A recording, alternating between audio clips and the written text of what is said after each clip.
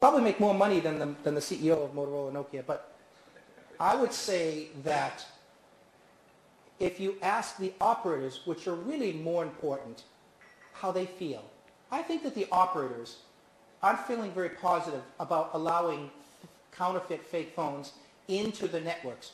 And the reason is because, as you know, they can harm the network. They can really harm the network in addition to harming the person. And if somebody has a really good lawyer, they could say, well, this operator allowed their SIM card to work on my Shan Zhai Ji handset, and now it exploded and I lost my ear. Oh, it's your fault, operator. So I think that this phenomenon is something that the Chinese government absolutely is concerned about, but may not know exactly what to do about. But again, I do not pretend to be the mouthpiece for how the Chinese government feels about this topic. I just say that with my background in the wireless field, I do know that the operators themselves are always concerned about funky, illegitimate handsets with no IMEI, because they themselves have no way to control it if it has no IMEI. They don't even know what handset it is in their network. So I say that the operators are concerned. The Chinese government, I mean, let's get a Chinese government official to comment on that. Not Karl J. You want to comment on that? No worse than mobile phones provided by at least the local mobile phone producers. And though there are some issues like explosion, but they still happen in branded mobile phones. So I think this is bad news for those branded mobile phones. Yes. I've been asking the question, Shan Zhai Ji, a counterfeit, illegal product. My definition really falls into two. I mean, if it is illegal, correct me if I'm wrong, it really falls into two categories. One is that the appearance looks like an iPhone. So the technology itself is not illegal. The packaging is illegal. That's why in my mind. Second, I like to follow again. We were talking about how do you follow the money, the money portion of the business. If the MediaTek, the manufacturer, do they pay the royalty? If they pay the royalty, then the money side is no, in my mind, there's no problem. If they don't pay, then the Shan Zhai manufacturer, they're not paying royalty. Then that's, in my mind, again, that's a definition of illegal. Am I right or correct? First point is when you have components which are legal components, I mean regularly produced components, and then you simply assemble them and use them to build a handset in a factory, that's not illegal. That's right. Okay. So Shan Zhai Ban doesn't automatically mean illegal. It doesn't. That's right. Especially using a MediaTek chip, because MediaTek owns its own IP for its chip. MediaTek is not a Shan Zhai company. Yes? May I comment? I usually disagree. First of all, MediaTek does not pay for IP and royalties. First point. Secondly, those devices, they are required to kind of pass the Chinese kind of regulations. I mean, the certifications, CCC and the others, the radio license and then the now license, and they don't go through any of the certifications, so that by Chinese law, they are all illegal because they do not go through the certification. That's a very, very good point in that when you don't pay, but when you don't pay, have it certified, then it is.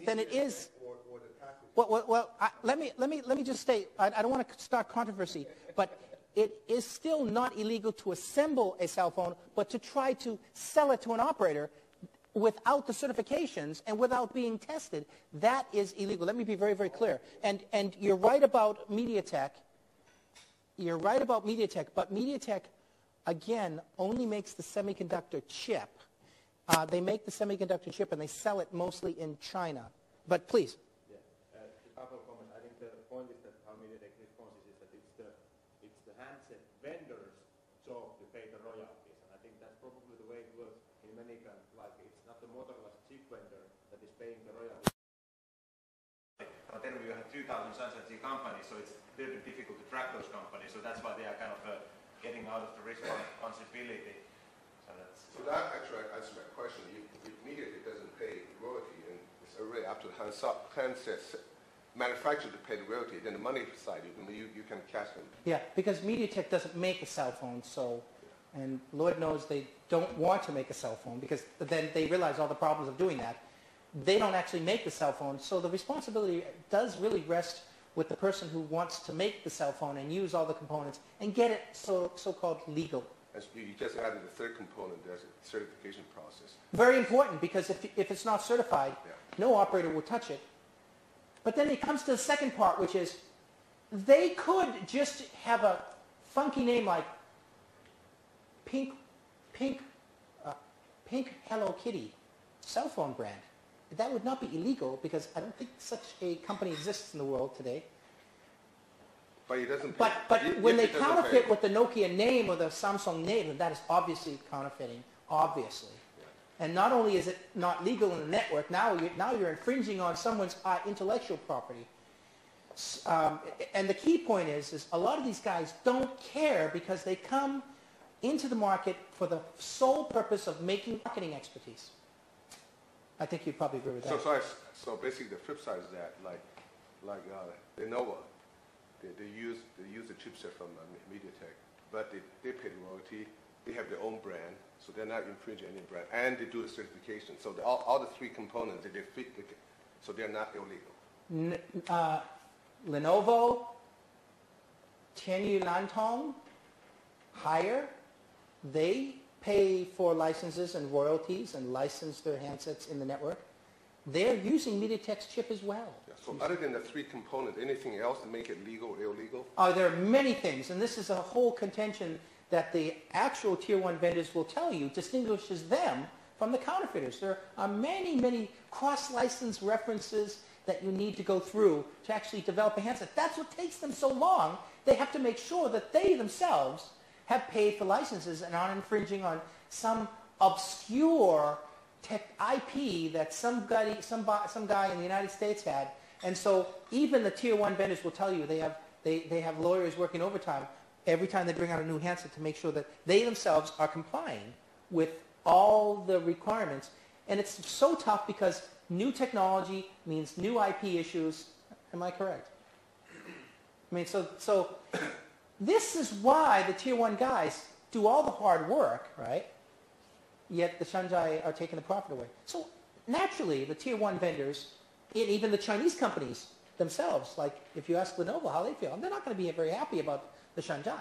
Legally, can I go get after MediaTek, say you produce this, you collect the royalty before you...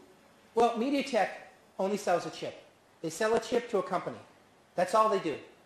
They sell a chip to a company. How you take that chip and what you make of that chip is your business.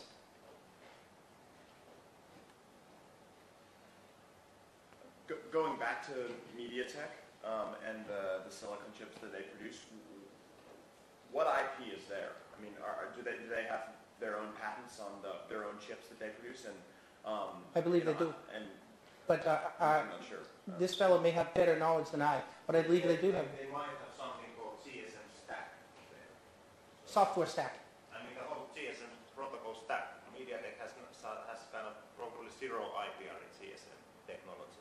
It's kind of very basic technology. And then there might be codecs, whatever. They haven't developed their own codecs, but it's great.